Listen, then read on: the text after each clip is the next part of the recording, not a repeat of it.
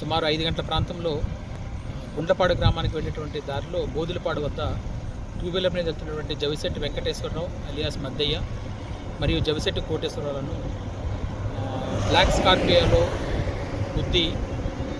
గుద్దడం జరిగింది. ఇందులో చనిపోయిన వారికి కోట చంద్రయ్య గారి ఒక కుటుంబానికి ఎటువంటి బంధుత్వం లేదు. మరియు ఇద్దరు కూడా టీడీపీ పార్టీకి చెందినవారే. దీనికి గల కారణాలను మరియు నిందితులను పట్టుకోవడానికి అన్ని టీంలు ఏర్పాటు చేయడం జరిగింది. అందరం కూడా దీని విషయంలో ప్రయత్నాలు చేస్తున్నాం. సుమారు 5 గంటల ప్రాంతంలో గుండ్లపాడు గ్రామానికి వెళ్ళేటువంటి దారిలో బోదులపాడు వద్ద టూ వీలర్ మీద వెళ్తున్నటువంటి జవిశెట్టి వెంకటేశ్వరరావు అలియాస్ మద్దయ్య మరియు జవిశెట్టి కోటేశ్వరరావులను బ్లాక్ స్కార్పియోలో గుద్దడం జరిగింది. ఇందులో చనిపోయిన వారికి కోట చంద్రయ్య